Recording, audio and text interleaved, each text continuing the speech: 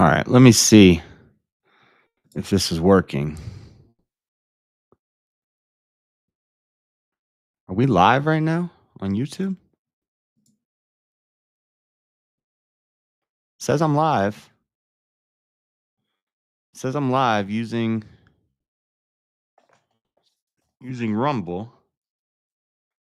Is it gonna show me my YouTube chats?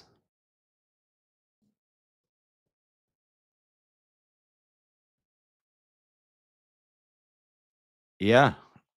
Hold on, let me see. But it's not showing me live chat. No live chats yet. So it's not showing me my live chat through. Oh wait, there it goes. It's really late. It's really late on the Rumble Studio. But I see my chats in the Rumble thing. So I should also be live on Facebook right now. Hold on, let me see. I've never done this before. I'm trying out something new. Let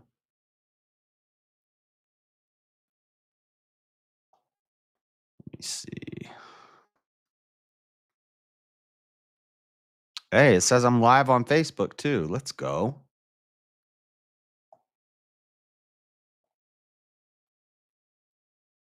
Huh. So I'm live on Rumble, Facebook, and YouTube. What day are you doing Leviticus 20? We did Leviticus 20. We're on Numbers now, Jalen. Numbers comes after Leviticus. We did Leviticus 20 and Leviticus 18, 21 to be specific. I know you love that verse. You know which one that one is? That's probably one of the ones you skip over a lot, huh, Jalen? Yeah, we're on Numbers 16 right now. Numbers comes after Leviticus. We're done with Leviticus already. Today, we're going to read about Korah's rebellion and the punishment of Korah and some other stuff. That's just the first. That's just chapter 16. We'll probably go to about chapter 20, 21. The fiery serpents and water from the rock. Yeah, we'll save Balaam's ass for next week. And I'm not being vulgar. It means donkey. It's the talking donkey. Let me take this earpiece out of my ear. So, dang, I wanted to be here for that one. Well, you can go back and watch it. All of the titles are labeled, and you can see all the stuff. So, all right. So, is this going to show me my... Oh, Facebook is giving me captions too? Dang, so this is going to show me my Facebook chat, my YouTube chat, and my Rumble chat all in one place. This is basically StreamYard for free on Rumble. We need to test out the join function. But the chat here is faster. I don't preach. I'm not a preacher, Jalen. I don't preach. I don't teach. All I'm doing is reading. Drag race. Who watches drag races? So if I do pop out chat, because it's faster if I watch it through YouTube. Oh, shoot. Now I'm freezing. Now my computer's freezing on me.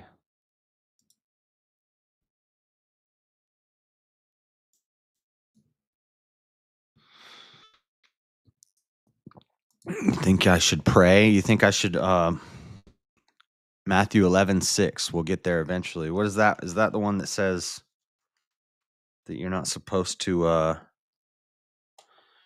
you're supposed to go into your prayer closet and be still and know God and not pray with words and vain repetitions like the heathens do, and not pray for attention for everybody, for the world to see? I don't do that. I've told Jalen I don't do that 1,000 times. He's just a troll.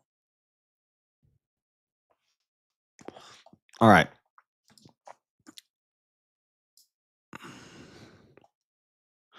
And blessed is the one who is not offended by me.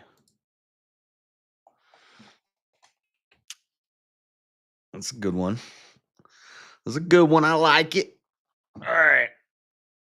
All right, guys, let's get into this. Starting a little early today. Well, about the same time as usual, like 15 minutes early. Just wanted to try out this Rumble thing, streaming to multiple places, see how this works out.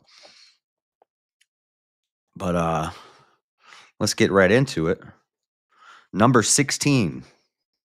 This is the Korah's rebellion. Now Korah, the son of Izhar, the son of Kohath, the son of Levi, and Dathan, and Abiram, the sons of Eliab, and On, the son, and On is his name, and On, the son of Peleth, sons of Reuben, took men, and they rose up before Moses with certain of the children of Israel, 250 princes of the assembly, famous in the congregation, men of renown. And they gathered themselves together against Moses and against Aaron, and said unto them, Ye take too much upon you, seeing all the congregation are holy, every one of them, and the Lord is among them. Wherefore then lift ye up yourselves above the congregation of the Lord. Why do you lift yourself up above the congregation of the Lord? You're taking on too much, Moses. This is what's up, Elderline? This is the people that are going to help Moses. Remember, Moses was stressed out because he has to deal with 600,000 people by himself. And when Moses heard it, he fell upon his face, and he spake unto Korah and unto all his company, saying, Even tomorrow the Lord will show who are his and who is holy, and will cause him to come near unto him. Even him who he hath chosen will he cease to come near unto him. So, okay, so the Korah saying, okay, so Moses already picked his people who are going to lead and all that stuff and help him out. And now Korah is complaining. He's saying, "What, you put yourself above everybody else? What are you, God?" And Moses doesn't like that. This do, take your censer, Korah, and all his company, and put fire therein, and put incense in them before the Lord tomorrow. And it shall be that the man whom the Lord doth choose, he shall be holy. Ye take too much upon you, ye sons of Levi. And Moses said unto Korah, Hear, I pray you, ye sons of Levi. Seemeth it but a small thing unto you that the God of Israel hath separated you from the congregation of Israel to bring you near to himself to do the service of the tabernacle of the Lord, and to stand before the congregation to minister unto them? And he hath brought thee near to him, and all thy brethren, the sons of Levi, with thee. And seek ye the priesthood also? For which cause both thou and all thy company are gathered together against the Lord. And what is Aaron that ye murmur against him? They're complaining. And Korah and the Korathites are the ones who are tasked with carrying the altar. After what happens when Moses leaves for 10 minutes, I probably wouldn't want any help either. Yeah. Every time Moses turns his back, they're complaining and whining and crying.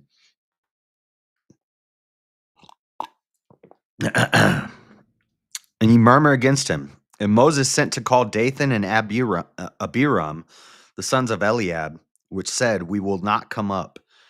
Is it a small thing that thou hast brought us up out of the land that floweth with milk and honey to kill us in the wilderness, except thou make thyself altogether a prince over us? Moreover, thou hast not brought us into a land that floweth with milk and honey, or given us inheritance of fields and vineyards. Wilt thou put out the eyes of these men? We will not come up. And Moses was very wroth, and said unto the Lord, Respect not thou their offering. I have not taken one ass from them, neither have I hurt one of them. And Moses said unto Korah, Be thou and all thy company before the Lord, thou and they and Aaron tomorrow. And take every man his censer, and put incense in them, and bring ye before the Lord every man his censer, 250 censers. Thou also and Aaron, each of you his censer. Censer, censer. We could look it up in the Strong. Okay, it's the censer is the incense burn. That's why I figured it was the thing that they put incense in, but I was thinking it was more like, so if you ever go to a divine liturgy or anything like that, I don't know if they do this at Catholic churches. They probably do. I think they do. I think I've seen it at some of the Catholic things. But any Orthodox church, if you go to a divine liturgy, um, when they walk through and you stand and you face the priest or the father as he comes out from behind the veil and he walks around and then he goes up the middle right before they prepare the Eucharist.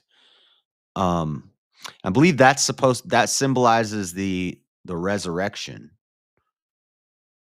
or maybe not. Maybe I'm getting it out of order. I don't know. I'm not like a Orthodox expert. I've just been to liturgies before. But he walks through and they carry the censer, which is like this glass ball. I'll show you a picture. It's like a glass, not a glass. It's like a golden thing on a chain, and they swing it, and it has incense burning in it, and incense burns off. I'll show you a picture. Let me get the pic. Display capture. So this is a censer.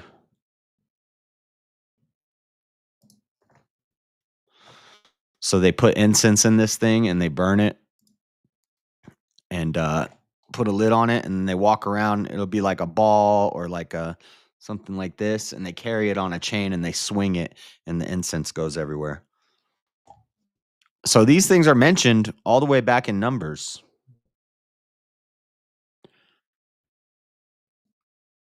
And I never even saw one of these. So yeah, Catholics do it, Orthodox do it. I never saw one of these in any like Baptist or Methodist church, or maybe some Protestants do it. I don't know, maybe Lutherans do it. But the first time I saw one of those was in a divine liturgy. It smells good. Yeah, usually I don't like the smell of incense. And I definitely can't stand the smell of sage. Like hippies when they burn sage at like drum circle, I call it scum circle. But when they burn the sage, oh, I can't stand that smell. When people what they call it mushing where they get the white sage sticks and they light it on fire and they walk around and they mush the house to keep the ghosts away or something. I don't know what it is. But that stuff stinks. But the stuff at the liturgy that they're burning smells nice. Smells nice. Maybe it's frankincense. I don't know. But Frank's incense smells pretty good. All right. Where were we? Okay. So Moses tell him, gather your censer. We're going to find out who's holy tomorrow, Korah. You keep complaining. Wait and see what happens. And they took every man his censer and put fire in them and laid incense thereon and stood in the door of the tabernacle of the congregation with Moses and Aaron. And Korah gathered all the congregation against them unto the door of the tabernacle of the congregation. And the glory of the Lord appeared unto all the congregation. And the Lord spake unto Moses and unto Aaron, saying, separate yourselves from among this congregation, that I may consume them in a moment. Oh, he's about to take them all out. God's tired of them complaining. He's tired of the complaints. And they fell upon their faces and said, O God, the God of the spirits of all flesh, shall one man sin? And wilt thou be wroth with all the congregation? And the Lord spake unto Moses, saying, speak unto the congregation, saying, get you up from about the tabernacle of Korah, Dathan, and Abiram. And Moses rose up and went unto Dathan and Abiram, and the elders of Israel followed him. And he spake unto the congregation, saying, depart, I pray you, from the tents of these wicked men, and touch nothing of theirs, lest ye be consumed in all their sins. So, again, and I really am starting to see the theme. I went over like what the explanations for why how this, like, to me, it doesn't really make sense. I think a lot of the church traditions come from the second period Judaism. This is first period Judaism, and a lot of their sacraments seem to come straight out of, like, the tabernacle, the temple, the altar, um, the censer. They all seem to come out of here too. And this would be the first Jewish temple, right? Um, because this is kind of confounding to me that God says, I'm going to do something. And Moses says, please, God, please, no, please, sir, don't do it. And then it says God changes his mind because Moses asked him. And the only two good explanations of this are, one, and I'm not claiming this is what I believe. I'm just doing logic in my head. How could this make sense? Either one, three options. Option one, God is not actually omniscient. I think that would be a heresy because I do 100% believe that God knows everything all the time. God is omniscient. So I believe that. So that option, let's get rid of that one. Option two, the Bible is not infallible and Moses is just gaudy, and Moses is writing himself as the hero of the story. That's option two, that the Bible is written by Moses and he's just trying to make himself out to look like the hero. Okay. I don't like that one either, because then you have to say, what can you really trust out of the Bible? So that's not really a good option either. The third option is the explanation that I've read from, um, I forget where I read it from, but it was either a Catholic or an Orthodox explanation of this. And they said that this is to show the importance of intercessory prayer, because being raised Protestant, I always thought intercessory prayer, I didn't like that. Like praying to a saint who's going to vouch for you to God. Like, I say vouch, I mean, like, I guess symbolically praying to a saint or praying to Mary or confessing your sins to a priest. This all seemed, in the churches I was raised in, we didn't do none of that. We would just, I was always taught you just pray directly to God. Um, but this kind of shows intercessory prayer where Moses is the intercessor for Israel. He's going to God on behalf of the Israelites saying, have mercy, God. And I think that, I mean, that kind of makes sense. That's a good way to reason it out. But I still have trouble with this because, like, I still kind of lean towards Moses is just kind of boasting or, gassing himself up here by saying God was going to kill him, but I got him to change his mind. And it's like, God changed his mind because Moses asked him to. That doesn't seem like, where did the idea of having saints to pray to come from? Are you listening to what I'm saying right now, Dean? I'm, I'm explaining how this is the basis, the first intercessory prayer. This is Moses interceding on behalf of Israel to God. Moses making himself look like John Wick, and then I grabbed a pencil. Yeah, that's kind of, I mean, that could be it too. But if you go with that one, then you have to, it messes up the infallibility of the Bible. I don't know. I'm just reasoning out in my head. And I can read, explanations from other people. I don't think you're supposed to pray to the saint or to Mary, but you're supposed to ask them to intercede on your behalf or whatever it is that you need. Right, right. Well, so isn't that kind of praying to the saints? Or is it just not considered praying? Because like the Orthodox teaching, from what I understand, from the little bit of research I did before I started going to one, was that all the icons and all the paintings on the ceiling, that the saints are actually living there, like they're there with you, like they're actually there for you. It's not praying to them, it's asking them to pray for you. Right. So it's like they're actually there with you and you're just saying, "Hey, can you pray for me, or can you do this on my behalf?" Right. And I always wondered, where do they get that from in the Bible? And then when I saw this and I looked into it, it basically said this is like in Exodus when Moses does this on Sinai, it's the first intercessory prayer, or the first example of an intercessor, where Moses says, God says, "I'm going to wipe them all out." And Moses says, "Listen, you made a promise. Will you please stick to it? Don't kill them all, God. Please. Please, sir, don't." And Moses says, "All right, Moses, I'll show mercy because you asked." So Moses was interceding. Anyway, because this is now the third time this has happened. And I bet it's going to happen a lot more. Because God's like fed up. And like in the last time this happened, he's like, "I'm just going to wipe them all out and start over again. These people are real jerks.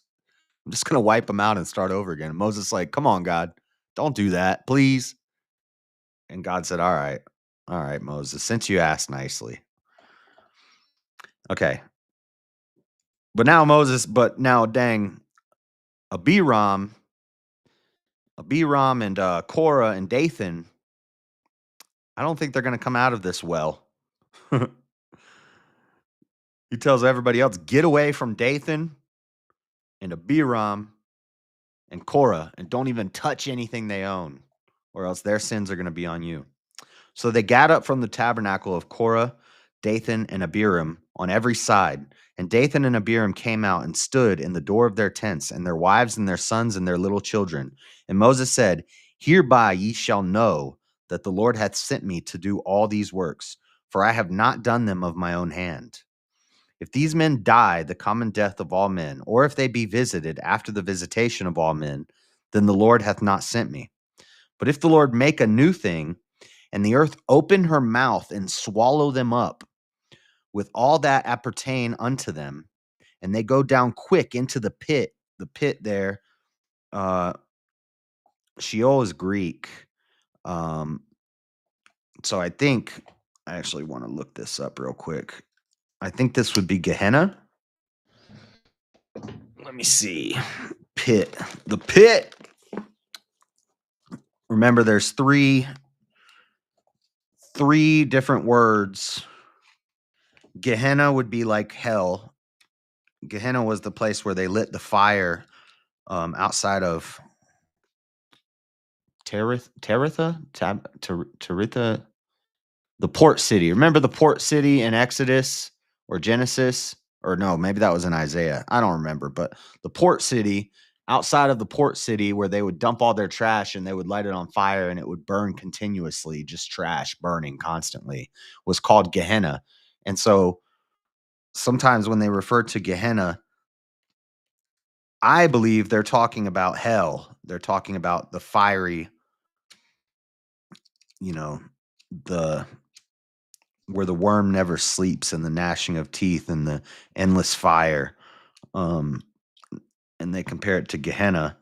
Then Sheol is Abraham's bosom, which is like, I guess, like purgatory. I don't really like purgatory, the idea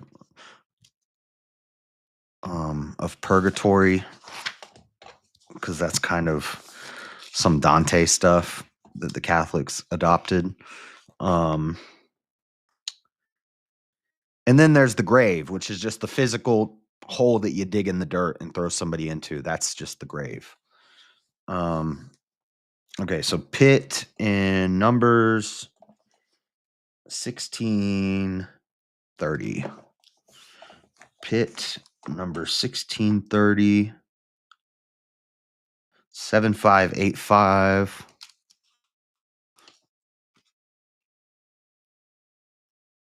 7585, 7585.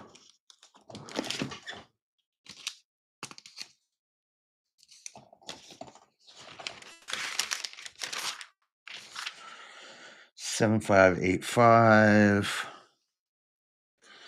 It's Sheol. We're talking about Sheol here. Sheol from Hades, or the world of the dead, as in a subterranean retreat. Its accessories and inmates, grave, hell, pit. Sheol is the abode of the dead, a place of degradation, the locality or condition of those who have died or have been destroyed. It is implied that although, so far as the world is concerned, they have perished, yet they are still in a state of existence and are within God's cognizance. Sheol is the place of the dead. Sheol is the place of the dead, the netherworld, or the underground cabin to which all buried dead go. It was not understood to be a place of punishment, but simply the ultimate resting place of all mankind. Thus, it was thought to be the land of no return. So Sheol is the place that Jesus goes down to for 3 days after he dies on the cross. It mentions that twice in the New Testament. I forget exactly where, but after he dies on the cross, he goes down to Sheol for 3 days, and that's Abram's bosom. That's like what kind of like what Catholics would call purgatory, or what Dante would call purgatory. Not the same as Gehenna, which is like the place of eternal fire and punishment. That's the place of punishment. This is more like a purgatory, like a limbo, like a resting place. But I believe that after Jesus comes, there is no more Sheol. Now we either go to heaven or what we colloquially refer to as hell, which is Gehenna, which is the fiery, the second death, where the worm never sleeps and there's constant gnashing of teeth and fire. But a lot of the nations denominations don't believe in hell. Thus it was thought to be a land of no return. But Job, and it's called a land of no return in Job 16:22 and 17:14 through 16, but Job returns. Well, no, never mind. I'm not going to say that. That's based off of I heard Mosman's I watched Mosman's stream and his understanding of it. I don't really agree with his understanding of it. Cuz he said Job actually dies in the belly of the whale. Um I don't think Job dies in the belly of the whale. I think he's just comparing the belly of the whale to the pit. And he talks about how because he's explaining the inside of the whale, the rib cage of the whale was like the bars of the world, like the bars of a prison. Um, but I don't know. I guess there's some doctrine that says that Job actually dies and rises again, and that he actually goes down to Sheol. But as far as I know, the only one who could die for 3 days and go down to Sheol and come back is Jesus. I've never thought of Job as doing that. I just thought of him as in the belly of the whale, and it was symbolic of representing Sheol, or like a metaphor, because he compares it to Sheol. But we'll get to. I did a whole breakdown of Job a long time ago, but and we'll get to it again eventually. It was a place of dread to be dreaded, not only because it meant the end of physical life on earth, but also because there was no praise of God there. In Psalm 6:5, it says that deliverance from going there was a blessing. Psalm 33, 30, verse 3. Everything about Sheol was negative. First, there is a tomb or sepulcher, the local habitation of the physical frame called Quaber. Secondly, there is a corruption whereby the body itself is dissolved, which is represented by the word shakath. And thirdly, there is Sheol, the locality or condition of the departed. Sheol is the netherworld. It is not it is not used in one single passage for punishment after resurrection. It is contrasted in regards to locality with heaven, the one being regarded as down and the other up. It is spoken as an abode for those who have departed from the way of life and have chosen the path of evil. It involves deprivation of the only kind of existence about which. So, okay, but so where's Gehenna? A, B, C, D, E, F, G. Sorry, I'm getting sidetracked here. A, B, C, D, E.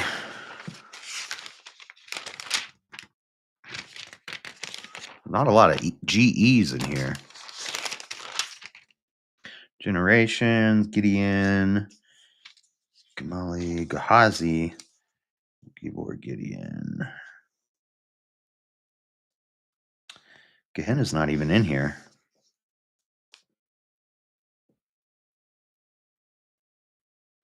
Huh. Well, because they mention. Am I spelling it wrong? How do you spell Gehenna? Isn't it Geh? Gehazi, Geharashim. According to Google, in Orthodox Christian theology, Sheol and Hades refer to a state of death, the separation of soul and the body, not viewed as eternal punishment, but the state of for the final judgment. Right, and that's what Jesus ends when he resurrects. So what is? Maybe it's GH. Gehenna. Gehenna is a valley in Jerusalem that is also a place of punishment in Jewish and Christian eschatology. Is often translated as hell. Right. The valley in Jerusalem is where they would burn the fire.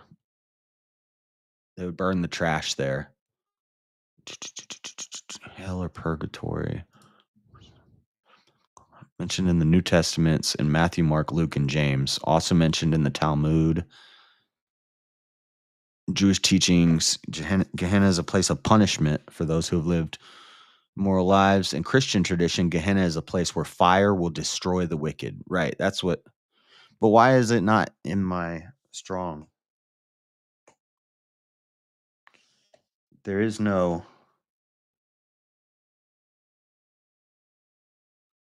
It's not in here. There's Gehazi.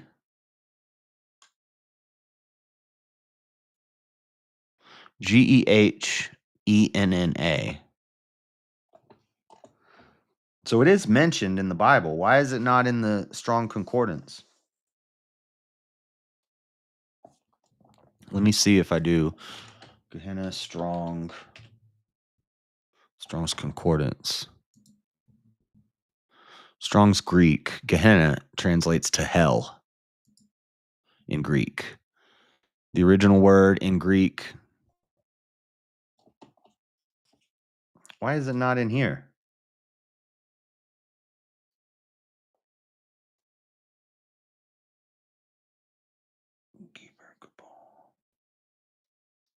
Gideon, Gedalia, Geharashim, Gehazi. It's not in here.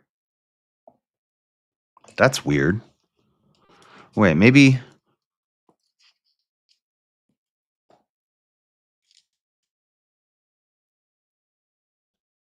Huh.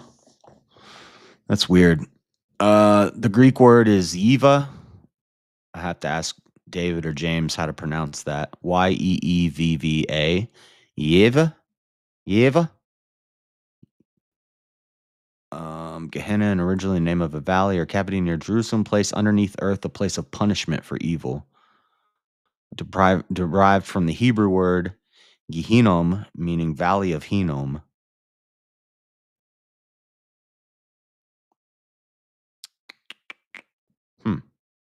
Anyway, So in this example of pit in number 1630, we're talking about Sheol. The world is going to open them up and swallow them up. And this, I did a episode on my stream a long time ago talking about this. Be blessed, all of y'all. I did a thing, a segment on one of my streams a long time ago talking about the concept was, is hell at the center of the earth? Basically, it was a hollow earth thing.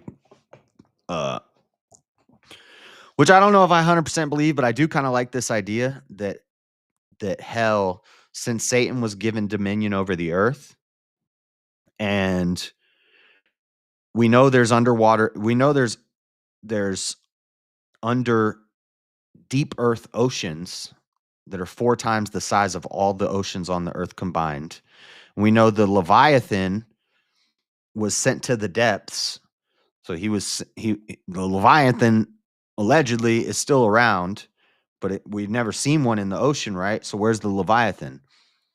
And then, we have all these ancient writings that talk about Tartaria, and then we find tunnels underneath certain places. There's lots of tunnel networks in different places around the world, and certain places they got lots of tunnels. And then there's this underwater ocean. It's really hot at the deeper you go into the earth, it gets really hot. There's a lot of space in there. What's in there? We don't know. There's all these there's all these stories and these tales of people tunneling deep down into the earth, and they start hearing screams. There's the story of the school kids that went missing in the Mayan catacombs, and the news covered up the story and they buried it and they never talked about it again, and they never found out what happened to like 31 school children and their teacher who went on a field trip to walk through these catacombs. They just all disappeared.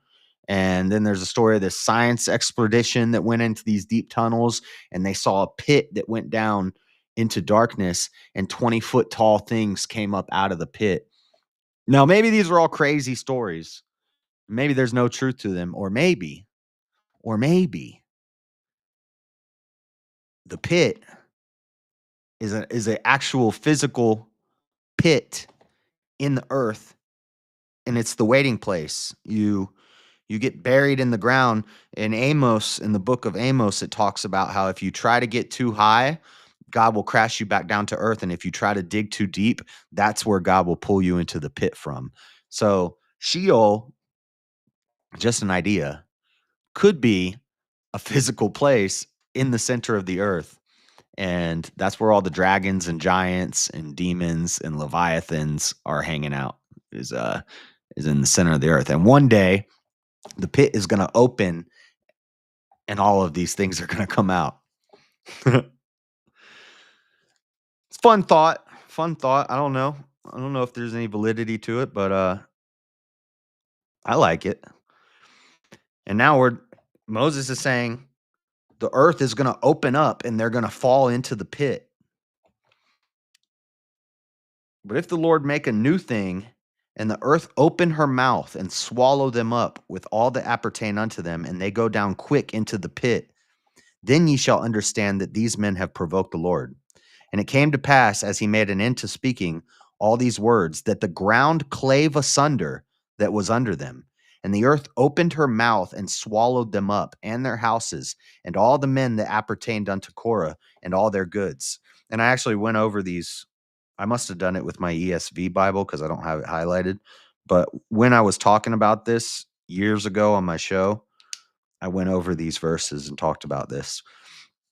They and all that appertained to them went down alive into the pit, and the earth closed upon them, and they perished from among the congregation. So, I don't know. It seems legit to me. From what I understand, the location of hell is both physical and spiritual. See, that's what I think. That's what I think. I do. One day, the pit's open, and all these horrible demons gonna come out. Fun thought. No, Josh, that's not a fun thought. Well, yeah, I guess you're right. It's not really a fun thought.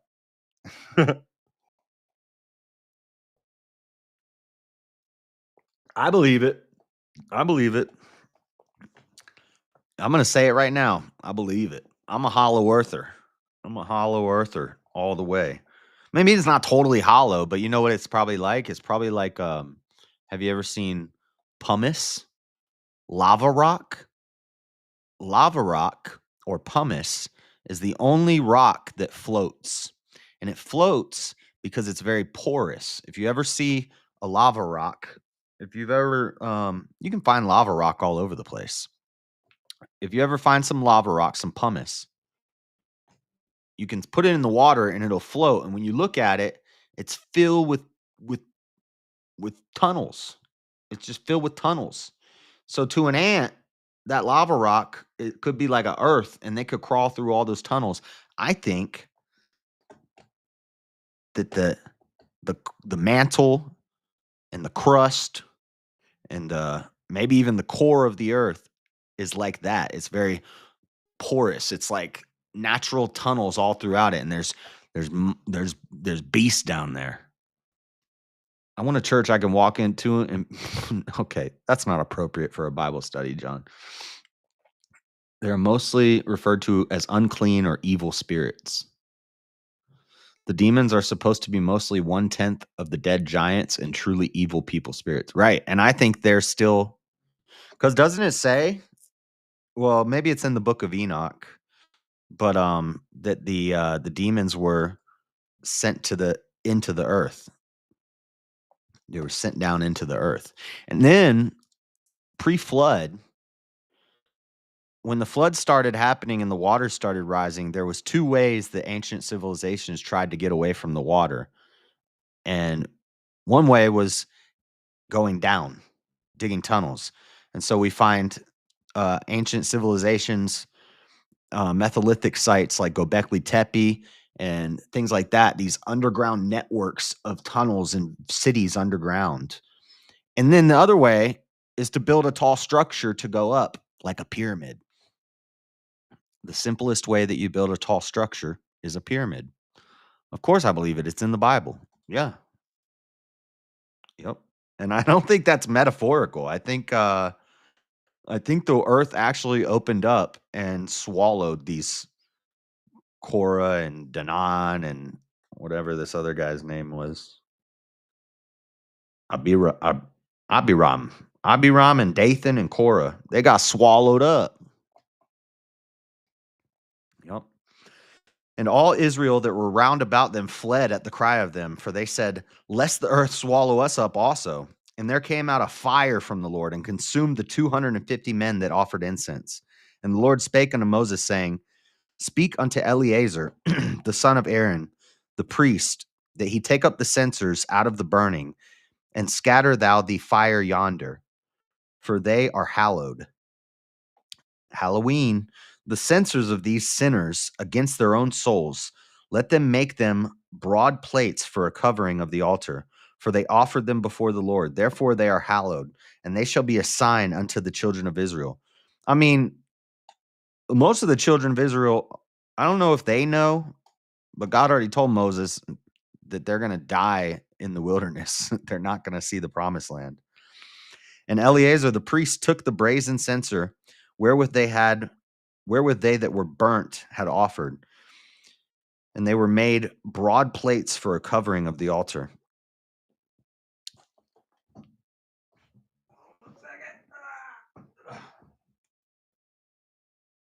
I want somebody to put something in my Facebook chat so I can see if it pops up on here, and the Rumble chat. We're on Rumble, Facebook, and YouTube right now, guys. It's pretty neat. I need to figure out how to do banners and all that stuff. Bless Lent morning, ya goobers. Ya goobers. Bless Lent. Is that the greeting you're supposed to use during Lent? Bless Lent. You wouldn't say Happy Lent to you. You say bless Lent. Nice. How long's Lent? A week? What are you supposed to you're supposed to take something away during Lent? Are you supposed to fast for the whole Lent? You're supposed to take something away. Mm. When it start? Wednesday? Well, I usually drink 2 tall boys of beer a day. So that's 50 ounces. I'm counting ounces, and I'm down to 25 ounces a day. So I went from 2 25-ounces to a 32-ouncer to now just 1 tall boy a day. And tonight during VK, Friday and Saturday nights, I drink more. I usually drink like 15, 12 ounces, a 15 pack. Tonight, I'm going to drink less, and I'm not going to start drinking till late into VK because I think I'm way sharper when I'm not drinking during the whole VK, and that prize money would be nice. So I'm going to wait until about midnight to start drinking, and I'm going to drink less, and we're going to slowly taper until I'm not drinking at all. That's the plan. And then all I got to do is quit smoking cigarettes. That'll be cool. So I'm not quite lented out, but I'm working on it. What could I fast from? I guess I'm too late. It lasts till April 20th, till 420, really? Lent stops on 420. Is that true? Which is also a certain person's birthday. I've given up alcohol. That's all I've really done. Just for Lent or completely? I think Lent started on Wednesday, Dean. This past Wednesday. I was gonna quit Discord for 30-ish days. I'll think of something. You fast, there are different fasting prescriptions depending on denominations and life situation. I'm a big kitty cat, and I have never fasted before. So I'm doing a monk's fast. What's a monk's fast? Fasting, I can't even, bro, I'm hungry all the time. I'm always hungry. Especially when I work at nights. It's weird. I used to be able to what's it called? Intermittent fasting, where I would wake up in the morning, not eat breakfast, go to work, not eat lunch, get off work, do whatever I had to do, and then at nighttime, I would eat one big meal, and then I would go to bed. So I was eating one big meal a day. But now that I sleep at night, I'm like always hungry. I eat before I go to work, I eat at lunchtime at work, I eat when I get home. I eat like 3 meals a day. Plus I'm going to the gym, so I'm kinda hungry all the time. I quit THC at the beginning of the year and coffee. I haven't smoked pot. Well, I haven't smoked pot in like 2 months except for last weekend. Some dudes were smoking a joint at the gas station and I hit it. So, other than that, I haven't smoked pot in a minute. See, this is an honest Bible study. This is not a but no, I pretty much a certain man with a silly yes, that guy. RC and Protestant Lent, Roman Catholic and Protestant Lent started this past Wednesday. Ortho Lent started this past Monday. Both go to their respective Easter. This year, both wasters are on the same day, 420. That's crazy that Lent is ending on 420. A lot of people are going to be having a smoky Lent. A lot of people are gonna be celebrating at the end of Lent this year, huh? Gonna be toking up. I'm good at fasting, a little too good. Yeah, fastings would be tough. That would be tough.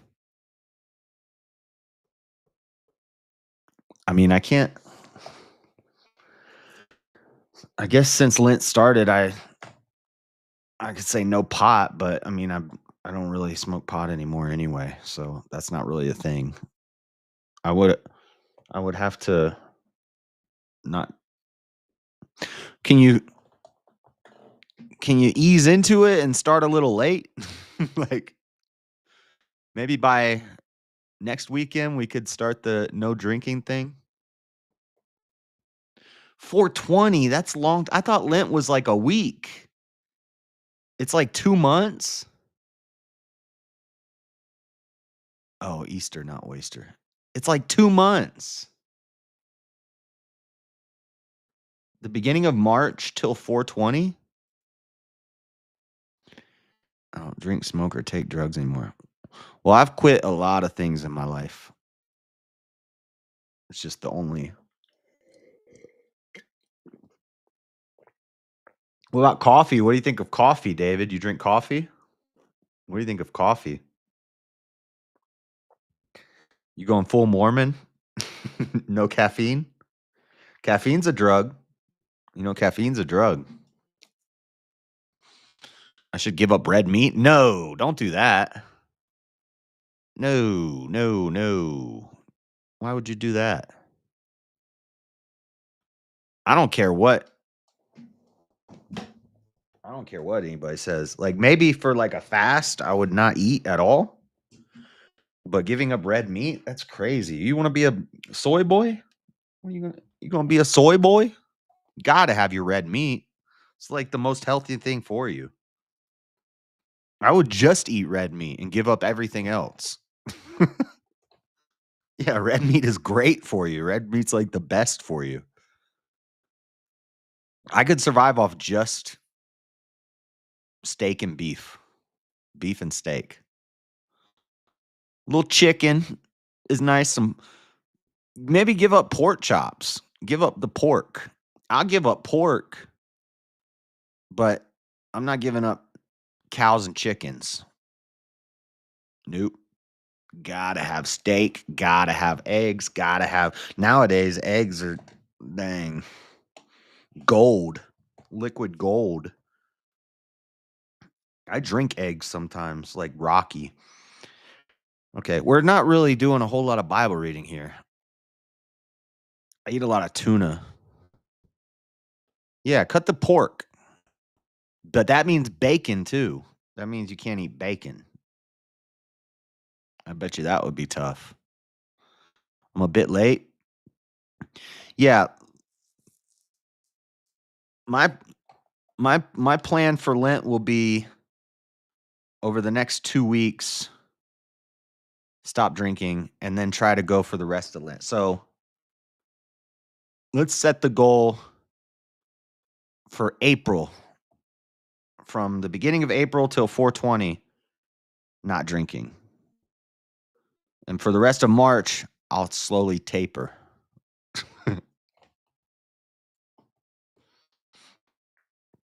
Aborted chicken babies are good to eggs. They're not aborted chicken babies. They're not fertilized, Dean. It's more like chicken periods. This is gross. This is inappropriate. Probably just remove most carbs. The only carbs I get is from beer and tortillas. I eat tuna for lunches. I have a tuna salad with on a tortilla every day. But I don't eat any sweets. I don't eat any bread. I don't eat cake or donuts or anything like that. I just eat tortillas. I make a lot of tacos.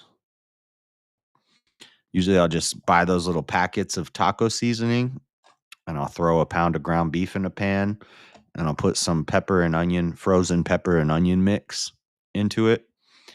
Put that taco seasoning in there and then just throw it on a dang tortilla with some cheese. I'll stop drinking with you. I'm on my last 3 White Claws. Well, I'm not there yet, Amanda. Not there yet. We got a big UFC fight this weekend on Saturday, and I'm probably gonna be. But I'm only gonna. Last weekend, uh, I drank a 12 pack and a 25-ounce can on Saturday, and that's when I hit that J. So that's why I passed out. But this week we're gonna do less than that. Maybe just the 12 pack on Saturday. For tonight, I got 8 16 ounces, 8 16-ounce cans, which is less than a 12 pack. And then for tomorrow, I'll probably drink a 12-pack because it's a big UFC fight night. And I'll be streaming for like 16 hours. There's a women's march tomorrow, too, in the morning. I wanted to go to that, but there's a big UFC pay-per-view. And it's snowing. It's been snowing. I don't know. It's sunny now. The snow might melt. It might be nice. If it's nice tomorrow, I might still go down there. Alcohol is my only vice. I can stop the alcohol. Again, I don't even drink liquor or get smashed or anything like that. I just drink beer. A little too much beer on Friday and Saturday nights. But cigarettes is the toughest. One time, I guess by now it's probably about 2 years ago, I was streaming during it, and I was keeping the stream updated. I went 4 days without a cigarette. And then stuff happened, and I had to find a job. I didn't get paid 1 month for working, and so I had to come up with my rent money. I had to sell all my Bitcoin when it was really low to come up with my rent money because I didn't get paid. And so I sold all my Bitcoin and then like 2 weeks later, Bitcoin skyrocketed up. Of course, that's always how it happens. So I ended up losing like half my money on Bitcoin. And then a week later, I would have doubled my money. But anyway, all that stuff stressed me out, and my no smoking ended because I had to find a new job, and because I wasn't getting paid right. And I got stressed out, so I started smoking again.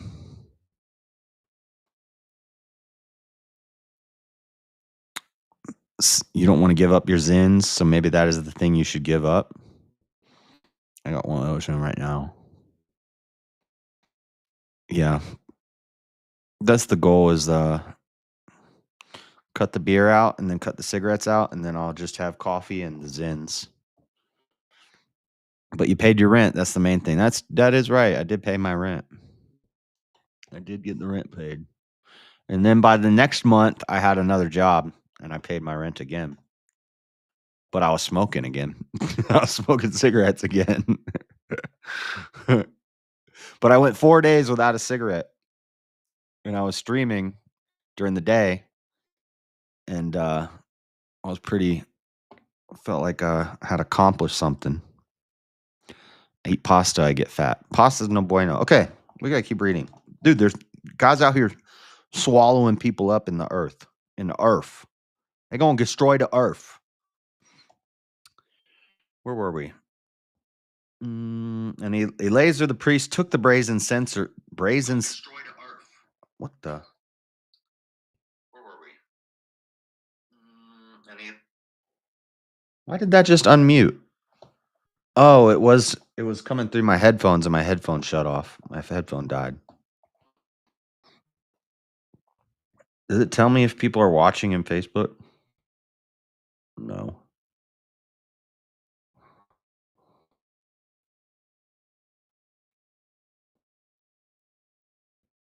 Does it tell me if people are watching in Facebook? No. Stop. There's a watermark? Oh, I hate watermarks. I didn't even notice there's a watermark. Is there a watermark on YouTube? Yes. I don't like watermarks. This almost makes me not want to do this because of the watermark. I also don't think YouTube likes Rumble. Ah, man, I don't like the watermark. I did not notice that there's a watermark. There's no watermark on Rumble. Like the Sarlacc pit, kinda like the Sarlacc pit. Man, I thought this was so cool, and I just got upset because I realized there's a watermark. Yeah, Rumble Studio. Dude, it's like StreamYard, but free.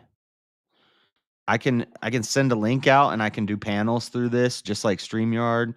I can have a scrolling thingy on the bottom of the screen. I can do all the stuff you can do for StreamYard for like $500 a month for free on Rumble. Everyone is doing it. I wouldn't worry. I've never seen that watermark before. Not to get nosy, why did you leave the remodeling? Because I didn't get paid. Because it slowed up, work slowed up, and then I didn't get paid 1 month. And yeah, that's why. And my boss is like, look, I don't have a lot of work, so you might need to get another job. And I said, okay, I'll get another job. So I got another job. And then all of a sudden he started getting work and he's like, hey, can you help me out? I was like, no, you told me to get another job. I work nights now. And yeah.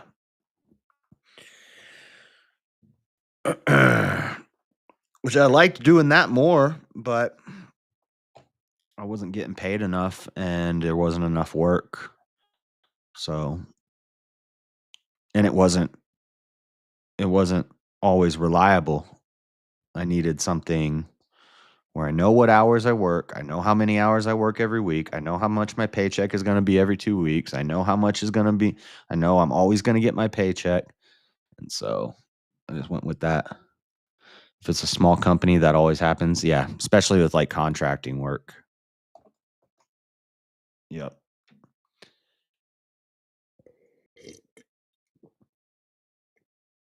And he would always tell me, oh, this person hasn't paid me yet, so I can't pay you. This person hasn't paid me yet, so I can't pay you. And I'm like, why do we keep doing work for these people if they don't pay? And also, that's not really my problem. Like, I still need to get paid because now I don't even hear all that. All I hear is you're not paying me. And so I had to go. I had to go. Rumble has fun emojis. Yeah, it does.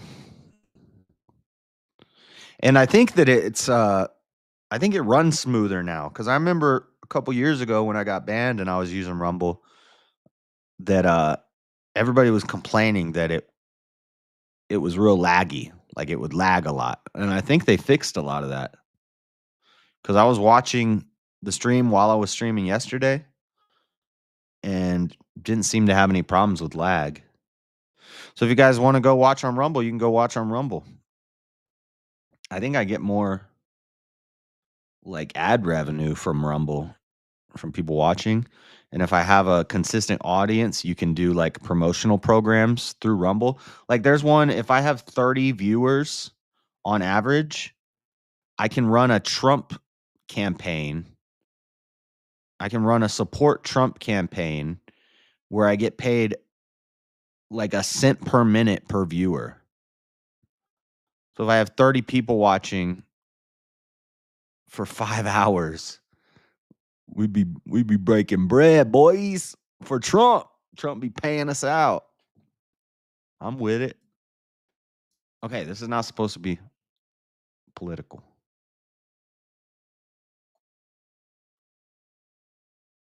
Okay, this is Bible study. This is inappropriate. All right, let's get back to it.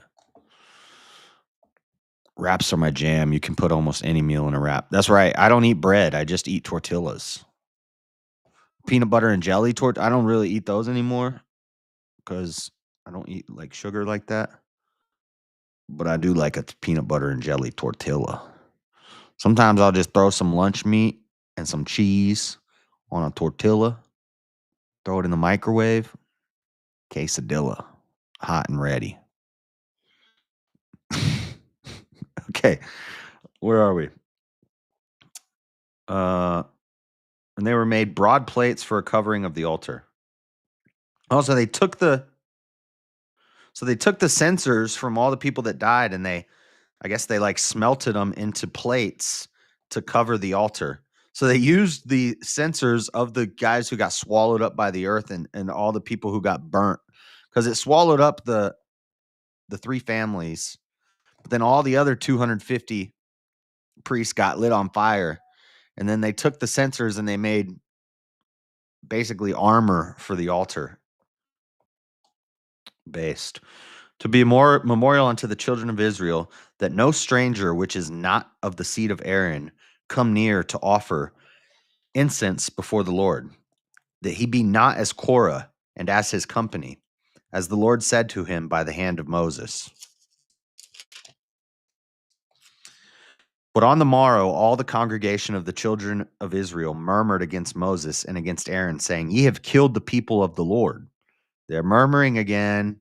And it came to pass when the congregation was gathered against Moses and against Aaron, that they looked towards the tabernacle of the congregation, and behold, the cloud covered it, and the glory of the Lord appeared.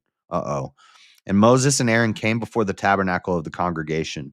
And the Lord spake unto Moses, saying, Get you up from among this congregation, that I may consume them as in a moment.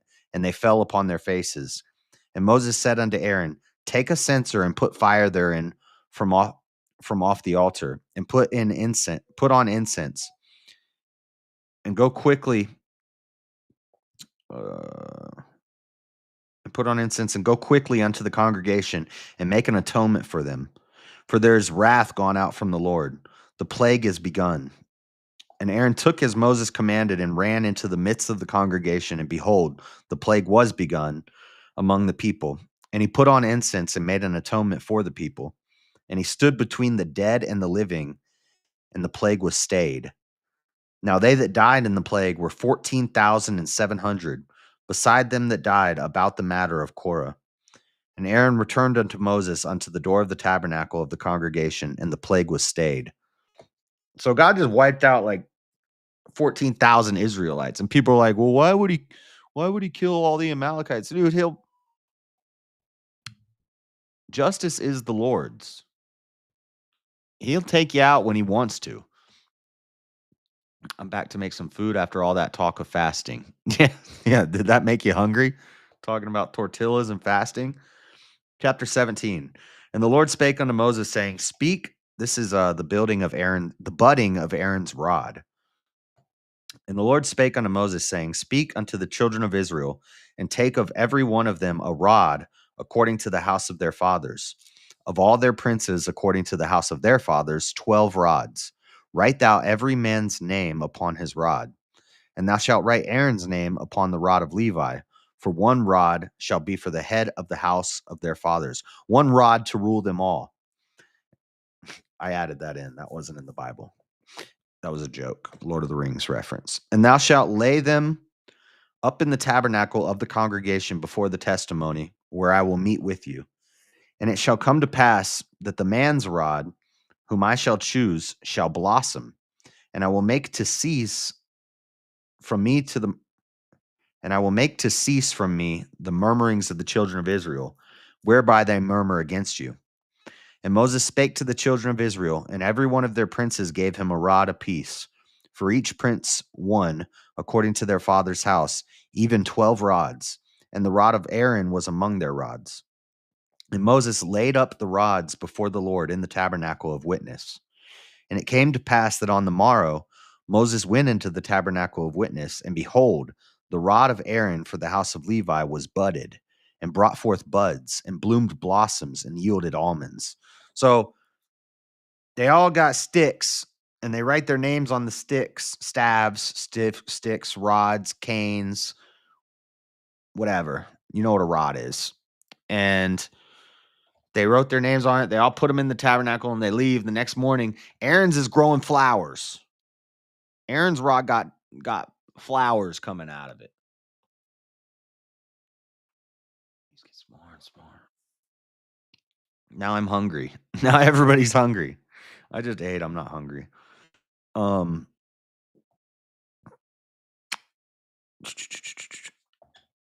were we? Okay, and Moses brought out all the rods from before the Lord unto all the children of Israel, and they looked and took every man his rod. And the Lord said unto Moses, Bring Aaron's rod again before the testimony, to be kept for a token against the rebels, and thou shalt quite take away their murmurings from me, that they die not. And Moses did so as the Lord commanded him, so did he.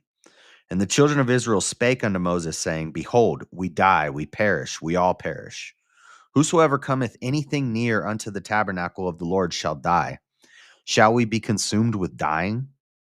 And the Lord said unto Aaron, Thou and thy sons and thy father's house with thee shall bear the iniquity of the sanctuary. And thou and thy sons with thee shall bear the iniquity of your priesthood. And thy brethren also of the tribe of Levi, the tribe of thy father, bring thou with thee, that they may be joined unto thee and minister unto thee. But thou and thy sons with thee shall minister before the tabernacle of witness, and they shall keep thy charge and the charge of all the tabernacle. Only they shall not come nigh the vessels of the sanctuary and the altar, that neither they nor ye also die. So don't come near the altar. This is chapter 18, by the way. We're just going through it. And they shall be joined unto thee, and keep the charge of the tabernacle of the congregation for all the service of the tabernacle, and a stranger shall not come nigh unto you. And ye shall keep the charge of the sanctuary and the charge of the altar, that there be no wrath any more upon the children of Israel. Behold, I have taken your brethren, the Levites, from among the children of Israel. To you they are given as a gift for the Lord to do the service of the tabernacle of the congregation. Therefore thou and thy sons with thee shall keep your priest's office for everything of the altar and within the veil, and ye shall serve. I have given your priest's office unto you as a service of gift, and the strangers that cometh nigh shall be put to death. And the Lord spake unto Aaron, Behold, I also have given thee the charge of mine heave offerings of all the hallowed things of the children of Israel. Unto thee I have given them, by reason of anointing, and to thy sons by an ordinance forever. This shall be thine of the most holy things reserved from the fire. Every oblation of theirs, every meat offering of theirs, and every sin offering of theirs, and every trespass offering of theirs, which they shall render unto me, shall be most holy for thee and for thy sons. In the most holy place shalt thou eat it. Blah, blah, blah. In the most holy place shalt thou eat it. Every male shall eat it, and it shall be holy unto thee. This is portions for the priest, by the way. Everybody. And this is thine, the heave offerings of their gift, with all the wave offerings of the children of Israel. I have given them unto thee, and to thy sons and to thy daughters with thee, by a statute forever. Everyone that is clean in thy house shall eat of it. All the best of the oil, and all the best of the wine, and of the wheat, the first fruits of them, which they shall offer unto the Lord, them have I given thee. And whatsoever is first ripe in the land, which they shall bring unto the Lord, shall be thine. Every one that is clean in thine house shall eat of it. Everything devoted in Israel shall be thine. Everything that openeth the matrix in all flesh, which they bring unto the Lord, whether it be of men or beasts, shall be thine. Nevertheless, the firstborn of man shalt thou surely redeem, and the firstling of unclean beasts shalt thou redeem. And those that are to be redeemed from a month old, I should not be scratching my ear with a toothpick. That's how you pop your eardrum. And those that are to be redeemed from a month old shalt thou redeem, according to thine estimation, for their money of 5 shekels after the shekel of the sanctuary, which is 20 gerahs. But the firstling of a cow, or the firstling of a sheep, or the firstling of a goat, thou shalt not redeem. They are holy. Thou shalt sprinkle their blood upon the altar, and shalt burn their fat for an offering made by fire, for a sweet savor unto the Lord.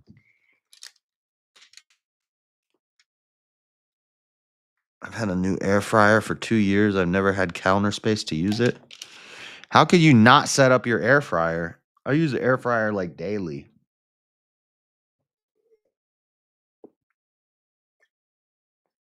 For everything.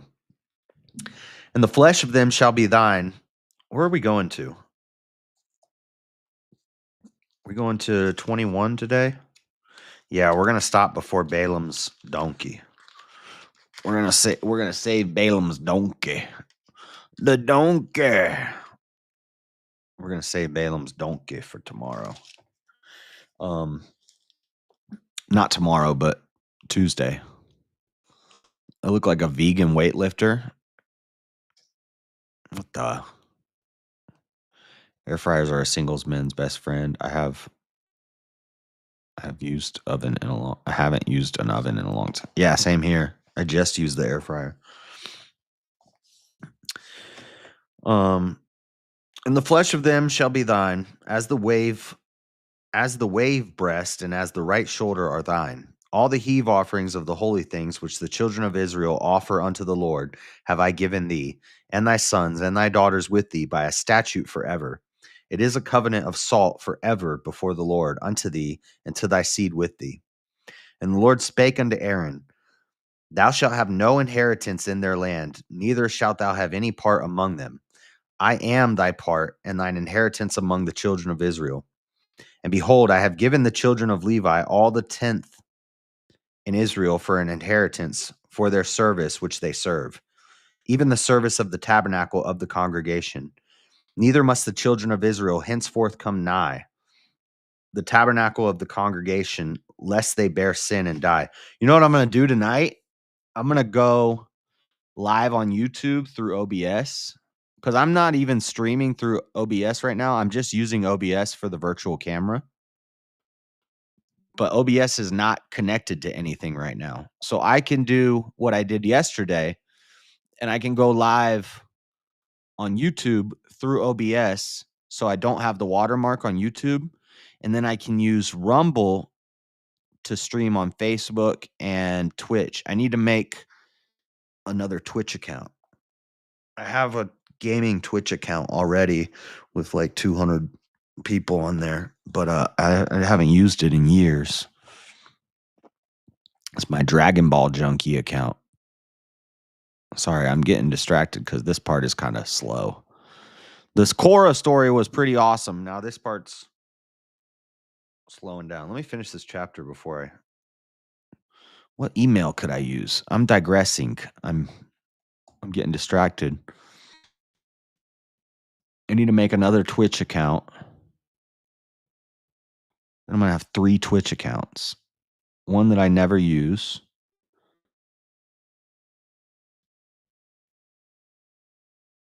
Yeah, we should do that. Can I connect to Kick through Rumble? I have a Kick account too.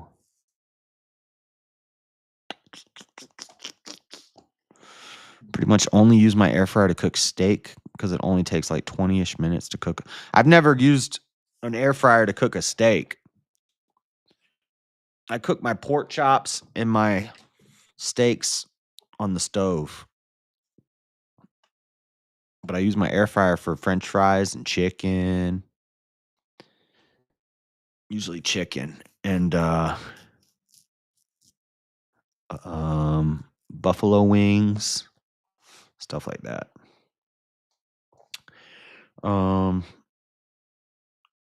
Yeah, this and chapter 19 are going to be kind of slow.